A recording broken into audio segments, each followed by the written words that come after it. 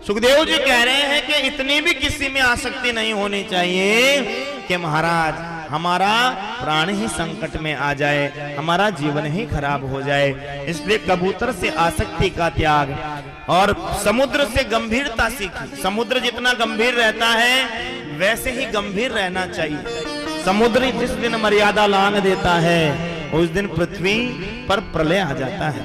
आप देखिए समुद्र की लहरें आती तो है और आते समय ऐसे लगता है कि अब तो महाराज ये लहर न जाने कितनी लंबी जाएगी, लेकिन उसकी एक सीमा होती है, वह उस सीमा तक आकर वापस उन लहरों को खींच लेता है।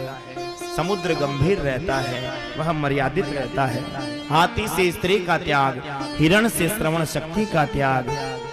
हिरण महाराज जब तक उसे संगीत नहीं सुनाया जाता तब तक शिकारी पकड़ नहीं सकता, लेकिन शिकारी जब जंगल में जाता है तानपुरे की आवाज लगा करके और उसे चालू करता है और हिरण उस धुन को सुनकर के मगन हो जाता है और उस श्रवण शक्ति के कारण ही हिरण जाले में उलझ जाता है। इसलिए हिरण से श्रवण शक्ति का त्याग सीखा। कान का कभी कच्चा नहीं होना चाहिए। कोई हमें कान में आकर कुछ भी बोल दे और हम उसकी बात मान लेते हैं। अपने विवेक से काम लेना चाहिए। कान का कच्चा हमेशा महाराज कष्ट में ही रहता है, वह दुखी ही रहता है। इसलिए कान का पक्का रहना चाहिए।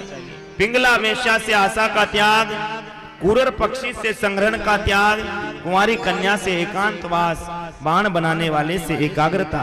और राजन अंतिम गुरु मैंने अपने शरीर को बनाया, ये शरीर शिक्षा दे रहा है कि 7 दिन पहले जैसा था आज नहीं है और जैसा आज है वैसा कल नहीं रहेगा। धीरे धीरे यह शरीर मृत्यु की ओर अग्रसर हो रहा है। हम मृत्यु की ओर आगे बढ़ रहे हैं और एक न एक दिन सबको जाना सुनिश्चित है। इस प्रकार बड़ा सुंदर यहाँ पर श्री सुखदेव जी महाराज राजा परीक्षित को वर्णन सुनाते हैं।